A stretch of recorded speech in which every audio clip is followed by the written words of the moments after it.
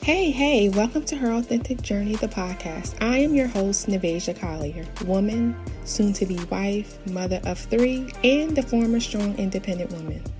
Along my journey, I discovered the secret key to the more in life is in your authenticity. This podcast is about becoming unstuck in who you thought you had to be as a strong, independent, maybe the responsible one, and become who we were meant to be. Myself and other resilient guests will share what we only wish someone shared with us early on. Topics, tips, lessons learned and unlearned while on our personal journeys of becoming true to who we are, not who we've had to be.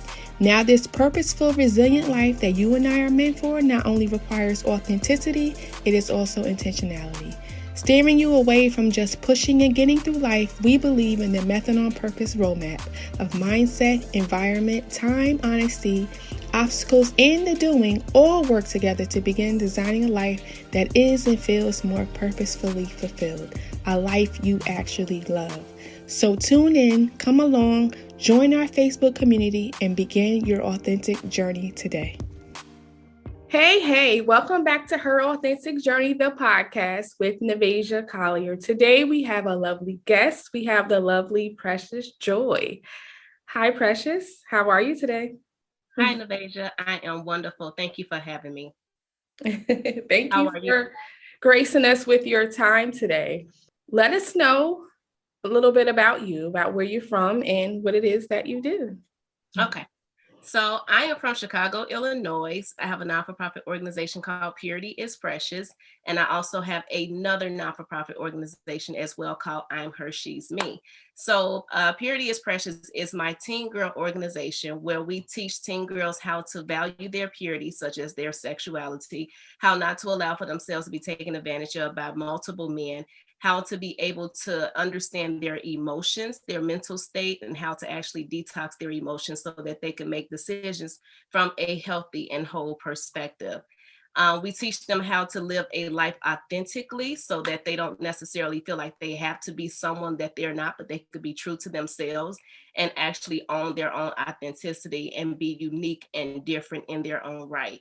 My other organization, M.E.T.H.O.D, She's Me, is an organization where we created for mother-daughter relationships because we noticed that there is typically a breakdown between the mother-daughter relationship, or the relationships become a little bit estranged in those teen years where the young ladies is now trying to discover more about themselves, or they're hanging around different crowds. And so they become the little girl that their mother don't remember or recognize that they were years ago. And so the organization M.E.T.H.O.D, She's Me actually helped bridge that mother-daughter gap that typically shows up around the teenage years when those young ladies enter into high school. So we teach them how to grow together and not apart so that they can always be true and authentic to each other. And then it's also big on understanding the mother's story, because what we recognize is that if the daughter does not know the mother's story, then she will repeat the same cycles that the mother once did. And a lot of times mothers seem to think that if they share certain things about their past,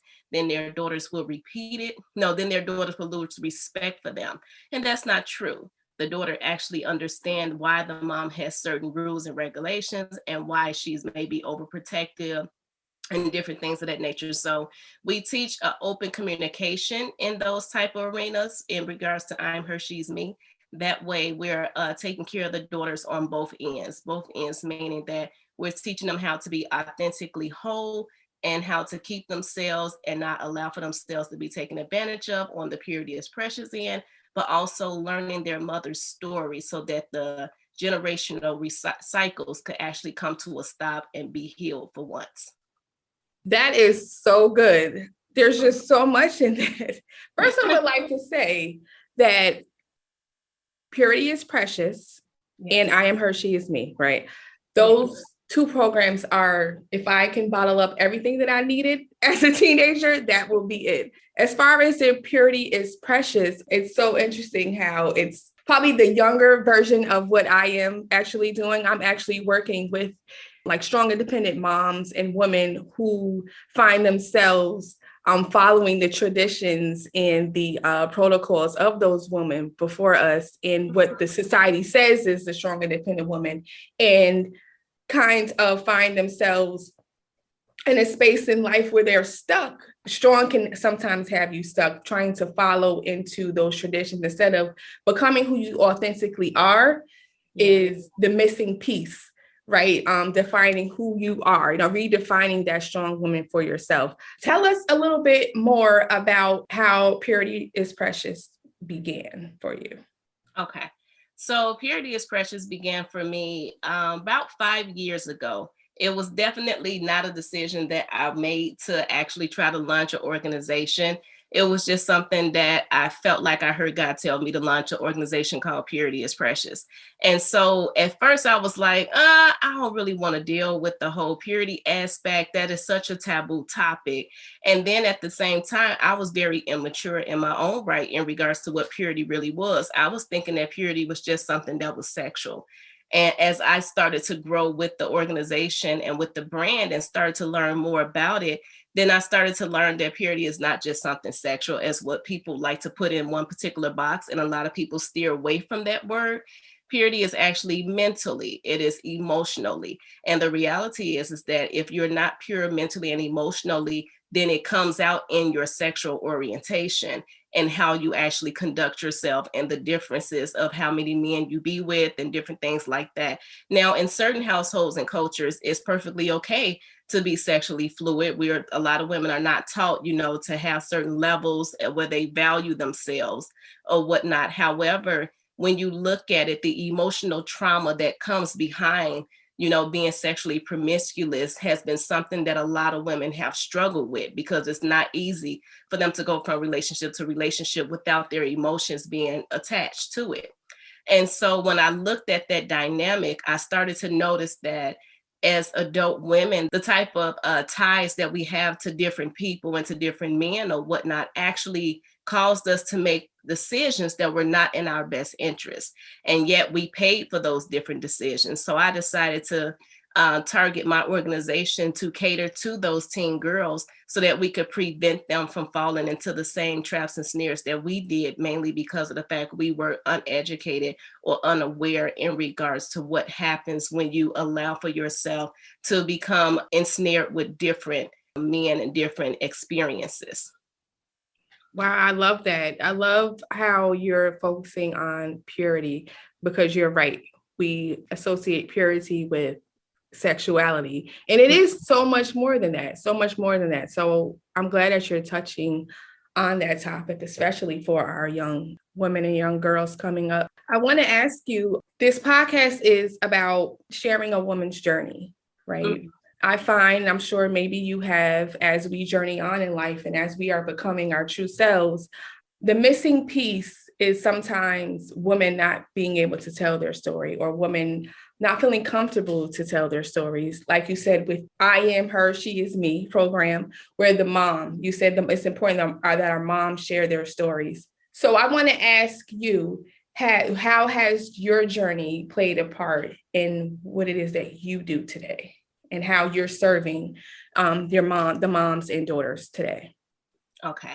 So I didn't know I was very broken, and I had no idea that I actually was. I thought that I was just functioning and that I was completely strong. And I prided myself on not allowing for myself to show emotion because I felt like if I did show emotion, then that would mean that the other person won or that the other person had an up on me. And so I bottled in a lot of different things. And there were some things that I had experienced when I was a teen girl that actually tore pieces of me apart. And I wouldn't allow for myself to take the time to actually heal those different pieces, mainly because of the fact it was like I had it happened, move on type of mentality. And I kept moving on. However, I left parts of me in the past because I didn't know how to properly heal those different parts of me. I didn't think that healing them was important. And so because of that, it caused me to constantly be in different repetitive cycles or whatnot. And yet I had a mother who was always big on being a lady, and big on teaching me valuable things of how a young lady should carry herself, how a young lady should dress, not showing too much. If you're going to show some cleavage, then the bottom should be covered. If you're going to wear some short shorts, then the top should be somewhat more covered or whatnot. It was never where I was taught that it's okay to let everything just be shown or revealed or whatnot. And so as I was steady growing and as I was steady maturing, I started to realize that there were parts of me that needed to be healed. And yet I didn't know how to actually heal those different parts of me. And so it started to happen when I actually started to write my book, which is called A Virgin and Miserable. And it was just me actually filtering through my thoughts and writing out my actual story from a raw perspective.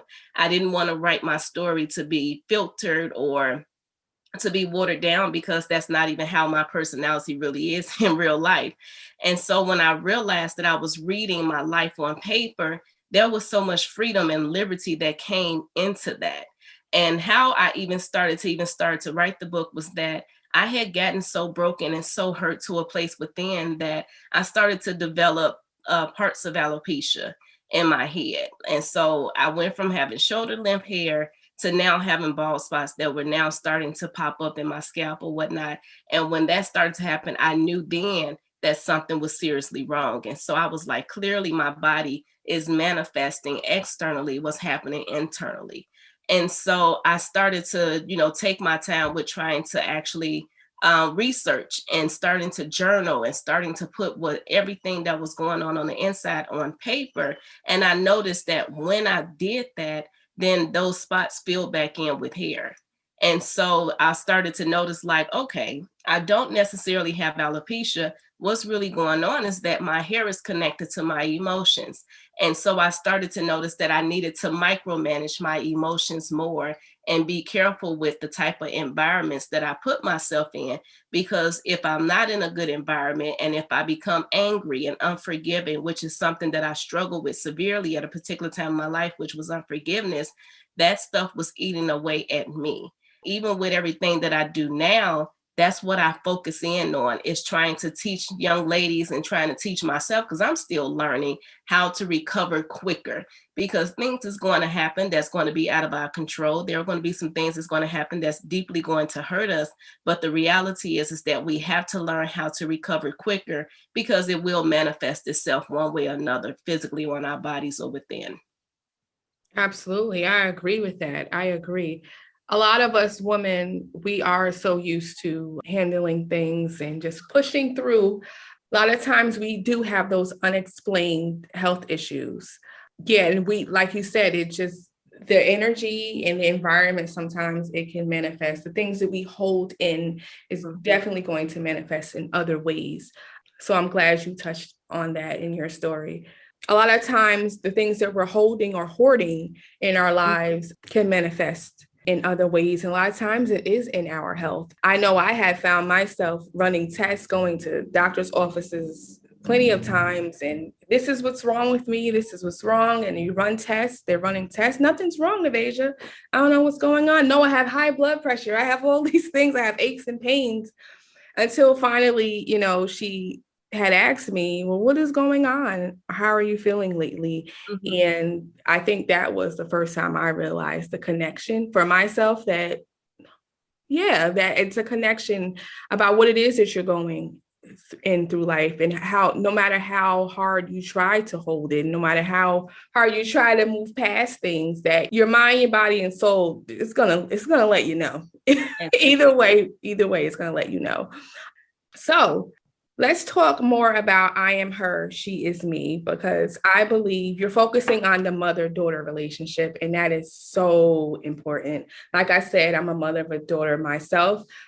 She was my first, and I was my mom's first as well. We were both teen moms. My mom and myself were both teen moms to daughters, and the relationship is very important. And I'm realizing now that our story and being open and telling our daughters the whys behind the directions and the demands that we have is very important. It wasn't until I had my daughter when I was a teen that my relationship with my mother had gotten a little closer. As the oldest of 5, I just felt like I was here to assist in everything, and just be the second mom. That's what I felt as a teenager. But once I had my daughter, I kind of understood more the decisions she made.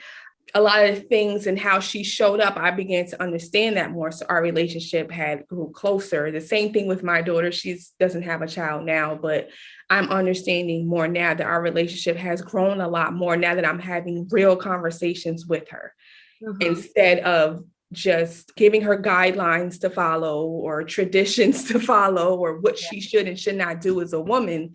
Me having more authentic conversations has definitely played a part in us growing a lot closer. So yes, so talk a little bit more about your I Am Her, She is Me. Okay.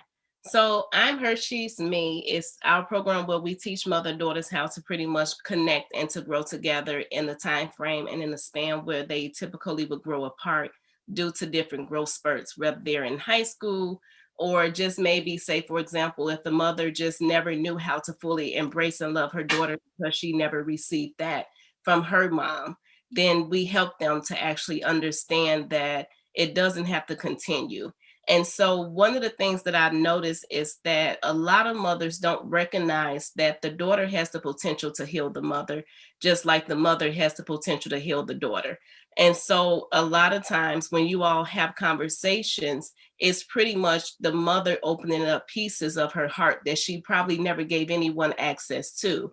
And so the daughter's love and the daughter's attention can actually bring a level of healing and resolve to it based upon how she responds and based upon how she allows for her mom to pretty much collapse in her arms. It's okay for the mother to collapse in the daughter's arms. And it's not necessarily a physical collapse, but it is an emotional collapse. It's a vulnerability. It's a level of transparency that our daughters need to be able to see and feel, because it helps them to come up to another level in wisdom and understanding that we all make mistakes, we all fall short. However, there is growth in that. There is humanity. We have to be okay with allowing for us and allowing for each other to have access to our own humanity. And what you notice is that sometimes people have a hard time understanding each other's humanity or allowing for each other to have it, because we expect for people to be perfect. And yet we're flawed. So we can't have that perspective for others to be perfect when we're not perfect. And then we desire to have grace or whatnot. And so in I'm Her, She's Me, that's what this is. This is an exchange of grace. It is an exchange of love. It is an exchange of compassion. It is an exchange of the hearts from mother to daughter. And it is an exchange of a supernatural healing that comes when the mother shares parts of her story with her daughter that she may never even knew that her daughter was struggling with, because she never put voice to it. Daughters don't say everything. They don't talk about everything. They don't allow for people in. And it's like we were once teens in our years ago or whatnot. We knew how to keep secrets. We all had that. Well, we did not share everything. We just had maybe an attitude. If our moms asked us, like, where you been? Or what you doing? Or why you hanging out with her? We would catch attitudes, because that was our way of protecting ourselves. The reason why the organization is called I'm Her, She's Me is mainly because it puts us in a perspective of when you see your daughter, you're her. And when she sees you, she should see her in you. And so it's that mirror effect. So it's like holding up a mirror and looking at your daughter, you're seeing each other, and vice versa. The daughter is seeing herself in you, because truthfully, as daughters, we do desire to be more like mom. We do desire to mimic our mothers, especially if it was from a healthy relationship, or your mom did her best or whatnot in raising you. And we do know we all fall short. However, if she did her best in raising you, the daughter actually do desire to mimic the mother. And technically speaking, the daughter is going to mimic the mother regardless, because the words of the mother, the silence of the mother, will always be expressed throughout the daughter. Now, I stated a little bit earlier in this podcast that I am kind of outspoken, and I am outspoken. And sometimes I say things very blunt and direct. And my mom on the other side is very, meek. She don't really say things or whatever. She's more careful with her wording and her verbiage. However, we noticed that I expressed the parts of her that she has suppressed. And so I would be someone that would say whatever it is that I wanted to say in a certain situation, or it'd be like, so this happened, da da da da. And I'd be like, so did you say walk the bam? Did you say da da da da? Like, I'm that person where I can be aggressive at times. And I'll be like, you should have said X, Y, and Z. And she's not necessarily always that person to do that. It literally has to be like the final straw for her to become that place where most people would say that I'm always on 10 and ready. But I've learned how to tone down that part of me, because guess what? We sharpen each other.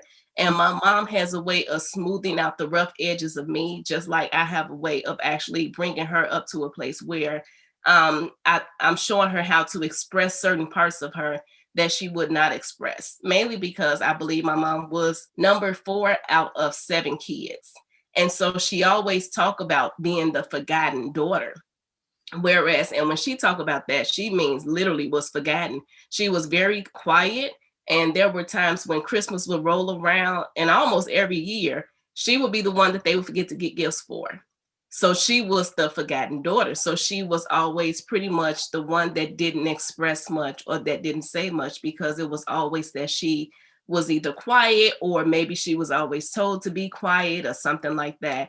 But she would express how the day of Christmas, when everybody else opened up gifts and then they realized they didn't have one for her, her stepfather would be running to the store on Christmas morning to go get her a doll to play with, because they forgot about her. So typically speaking, is whenever the mother suppresses certain things or don't express certain things, then the daughter is automatically going to mimic her behavior in regards to just how she expresses herself, mainly because of the fact that what you don't speak on and what you don't talk about, she's going to walk it one way or another. That is very true. I didn't realize that until you said it. I'm sitting as you're speaking, I'm thinking, that is quite true. I see it in all my children, actually. But I want to get back to where you said the exchange of grace. And I want to get to that because as moms, as mothers, and as women, strong women, we seem to extend grace for others. But the grace, showing grace for ourselves is extremely important as well. So that I like how you said the exchange of grace and allowing the fact that we're all learning as we go. And sometimes you're put in a position as a mom or as a woman where you feel you need to have it all together. You should know all the answers and all the things. But I believe that the sooner we embrace the fact that this is truly a journey, that we are truly learning. And like I said, I was a teen mother. So I always tell my daughter still to this day that we grew up together. I say it more now confidently. At first, it was something that I was shy about, because that to me meant that I didn't know what I was doing, you know? So that was a heavy thing to carry. So now that I know that extending myself grace is just as important, if not more, than to extend grace for others, it does make for a better relationship with mother, daughter, any relationship really. So that's really good. I'm glad that you touched on that. So here on Her Authentic Journey, the podcast, we believe in the method on purpose, about not just getting through life or pushing through life. It's about experiencing life and experiencing each moment, seeing life as a journey, as I keep saying journey. The method on purpose is about allowing yourself to move through life with intention, and method being an acronym for mindset, your environment, time, honesty, your obstacles, and actually doing the work, all work together to help you to move into a more fulfilled life. Now, you've mentioned a lot of those, a lot of the mindset and the honesty. I kind of want you to get more into honesty, about how has honesty played a factor along your journey into the woman that you are today. Wow, honesty. Honestly speaking, I am still learning in regards to my own truth. Let me say that. And I don't think that I've arrived. Like, if I would be honest, I tell people all the time that I talk to, and I'm like, I'm on this tour. I'm preparing for a tour for my organization. and the tour is called Girl Keep Your Legs Closed, right? So we're getting ready to launch this one very soon, and it's for teen girls. I'm letting people know, like, hey, this tour is really going to take me so far out of my comfort zone, because the whole journey of emotional purity and sexual purity is not an easy one. And I'm like, I don't want to get on a stage and act like, oh, this is a piece of cake. It's not a piece of cake, especially when you're boiling down to the sexual aspect of it. Mm-hmm. And so the honesty part is me making sure that I remain relatable in every aspect of my life, because I don't want to be someone that's standing on a platform or that's talking and teaching one thing, however, my heart is far from it, or I am living a totally different lifestyle that's not conducive or not in alignment with what my organization stands for, with what my brand stands for, with how I position myself on social media. And so these are conversations that I'm having with close friends as they are helping prep me for my actual tour called Girl Keep Your Legs Closed, because I share vulnerable parts of myself with them. And I'm like, I'm being honest with you all about A, B, C, D, E, F, G, because I recognize that I'm not 100% whole in this particular area. Now, what I notice is that when I open myself up like that, and when I share those things with people that are safe places to me, they bring a level of healing to those areas. They help challenge my perspective in those different areas. And they allow for me to actually show sides of humanity so that I can actually heal. So by the time we do get ready to hit this tour in July, I'm up and ready to go, and I'm flowing from a place of authenticity from within. In my journey with being honest about where I'm heading and where I'm going, this is not my dream career. I tell people that all the time. I'm like, this is really my career. I have two organizations that people absolutely love and adore, and they see the greatness in it and everything that we're doing. However, my dream career was to be a trained professional dancer that traveled the world and that actually, was on billboards. So I used to study dance when I was younger. And all the way through high school, I studied in ballet, jazz, modern, lyrical, and tap. Mm-hmm. So I have training in all those fields. And I was one that was always at an audition, trying to break into the industry. And so when you all see the Super Bowls and all that stuff, that was my dream. It was to be on those stages. When you all see the BET Awards, that was my dream, to be on those stages. Even when we see different dance TV shows come out, that where was, I know years ago we had Drumline, and then years ago we had Hit the Floor. I don't know if you remember that, where chronicled the NBA basketball teams, and it was called Hit the Floor. That was my dream, to do that, to actually travel and to be a professional dancer. So when I look at my life, I'm like, this is not what I imagined for me. I'm being honest with myself in regards to that. However, it's my purpose. And so purpose has a way of detouring you. Purpose will make you pivot, and purpose will make you get into alignment whether you want to or not. Because one of the things that I notice is that you will always be unfulfilled or unsettled when you're not in purpose. And so I could have probably had those dance contracts that I wanted to, but the reality is that I probably would have had an emptiness or a void, because that's not my purpose. And so I look at where I am currently in life, and it looks good on paper. I tell people I look good on paper, but my life sucks. My life is so up behind the scenes. Like, you all don't see what I actually deal with on behind the scenes in regards to trying to keep my emotions in check, in regards to how hard it is to actually run these different organizations. And there are many times that I might say during the week, I could have had my dance career, because my dance career just seems like it would have been so much more easier than trying to actually run two different non-for-profits and trying to build a tour and all these different things. However, that's not what the call is and what the purpose is for my life. That was just my passion, but my purpose is totally different. And so I think when you get into your purpose, passion and purpose collides. Yes. And so even as I'm looking at my two different organizations, I'm dealing with teen girls. So who says I can't implement dance into it? who says that they won't eventually come to a middle or to a meeting place. It's just that it wasn't on the platform that I thought it would be on, but my life is heading on a completely different platform. And so I have to be honest with myself with that. I got to be honest with the fact that it's not my dream. It's not what I really hope for. However, I'm right in alignment, and that's what's important. So honesty is something that I would definitely say. Get real with what it is that you wish you had and what you wish you desired, what you desired or what not, but don't stop there. It's okay to acknowledge it and to look back and to say, dang, what if, dang, I wish, dang, that's perfectly fine. However, it still does not mean that it won't come together down the line. You just have to continue to move forward and then watch the puzzle pieces fall together.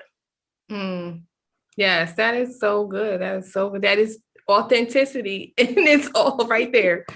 I am so glad that you mentioned as far as behind the scenes. We see a lot of women show up doing all the great things, but being honest about the fact that I am still a work in progress. I am still trying to figure this out while I am serving you. A lot of us women think that we need to arrive at the destination before we are of use to anyone else. And that I find that is far from the truth, because none of us have arrived yet. So we're all on a journey towards something and becoming closer to who we are and who God says that we were meant to be. So I'm glad that you mentioned that and we're honest about that. Because yes, honesty is a big part. Absolutely. And you do yourself a disservice. You do. At the same time. As well as everyone else, because sometimes your honesty is freedom for someone else. Service comes in when you're not allowing for yourself to take in the scenery along the journey. Because the scenery is actually what brings you revelation. The scenery is actually what reminds you of something that may have happened in the past that could be a potential trigger. And so when those things when you're on your journey, you're heading forward, there are going to be moments when you're going to have to look back and you're going to have to backtrack so that a certain level of healing could take place so that you're prepared for your next. And so I think that when we don't want to actually go through the process, or we're trying to expedite the process, because I'm big on timing too. I look at my life, I'm like, I am 34, I have no kids, I have no spouse, I'm behind schedule. However, the scenery of where I've gone and what I've done, if I don't take the time to actually marvel at it and to actually allow for it to bring back things of the past that needs healing, then I'm going to either self-sabotage or abort a certain room that might have been waiting for my entry, or a certain room that might be conducive to help take me to the next room.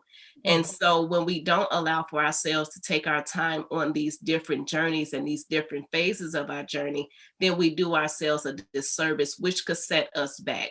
I think it's important for us to always be mindful that there is something inside of us that has the potential to sabotage our future. And when you are not mindful of that, you run the risk of actually sabotaging your future. So that's something that I always talk openly about, even when I'm talking to God in my own little spirit and quiet time. I'm always asking him to reveal to me what's in my life that has the potential to sabotage my future. And when it usually is revealed, it's something of the past that needs to be healed, which opens up the door for me to have more revelation in regards to purity is precious. It gives me more revelation in regards to I'm her, she's me, because I don't have a daughter. However, I talk like I know everything about daughters and how mother-daughter relationships should go, mainly because I walked through it even with my own personal mom. And we've actually been through those rough stages and those rough patches. And so us having the time to actually grow together, to learn together, to honor and value each other is what brought us to the place of this particular journey. But yet we enjoy the scenery along the way, which has been more of a service to us than a disservice. Yes, I love that. I always mention that this journey is a lot of unlearning, which is what, you just spoke about. Unlearning a lot of the things and then a lot of the mindsets that we thought had to be, which is what I help my clients with. It's about unlearning the person who you thought you had to be and then becoming the person who you are meant to be. The things that we're attached to from our past, our upbringing, whatever the case may be, just running from it, but you're still mentally attached to it. You're right. It is self-sabotage, which is how I ended up on, my defining moment in my journey. And which is why I chose to start this platform, is because we don't really speak about that. We don't really we talk about the down moments. We talk about the really high moments, but we don't talk about how there's a lot of unlearning that has to happen before we start to see ourselves really growing into who we truly are, into our authentic selves. So I'm glad that you mentioned that. But before we go, I want to ask you one piece of advice or wisdom that you would give to your younger self. I would probably tell myself to allow for myself to become undone in the process. Oh, that's what I would tell myself, not to put stipulations on when, not to pressure myself to measure up to other people's perspectives and their dream for my life.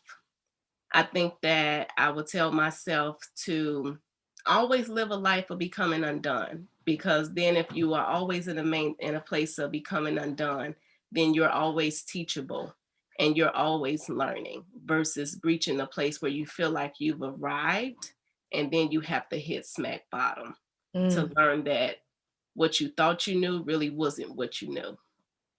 That's really, really good. So, Precious, let us know where we can find you and what to expect from you soon. Okay. So you all could find me on Instagram at Purity is Precious. And my personal Instagram page is precious_joy30. And you will be seeing me launching my Girl Keep Your Legs Closed tour, which is scheduled to kick off July 16th in Houston, Texas. We will go from there to Atlanta, Georgia, July 23rd. Then we'll backtrack to Oklahoma City on July 30th, Detroit, Michigan, August 6th, and Chicago, Illinois is August 13th. And we're going to actually be teaching young girls about the importance of valuing their selves, their sexual purity, emotionally, mentally, as well as physically. And then we'll be teaching on pure friendships. I have different speakers. There's a lineup of about 7 or 8 different speakers that's going to be coming to pour into these young ladies. So we'll be talking in regards to the sexual purity aspect, how to select the right friendships and how to nurture them, so that you would know who's really in your corner, because we've seen too many times where young ladies thought that certain friends was for them, only to discover that they were not.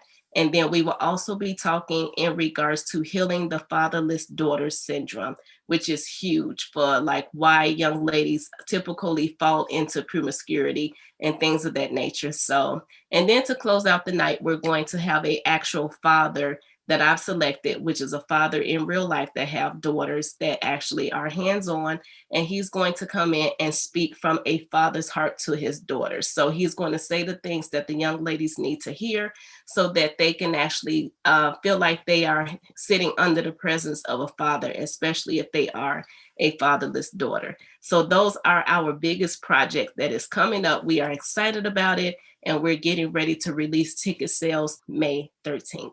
We're excited about it. Thank you. Thank you. Thank you for coming on the podcast, and talk to you soon. Thank you so much for having me, Navasia. I really appreciate it. Thank you for listening to Her Authentic Journey, the podcast. I hope you enjoyed and were able to grab something meaningful from this episode. If so, please support by sharing with a friend, rate and review. You can also refer to our show notes for more. Until next time, remember, be true to who you are, not who you've had to be.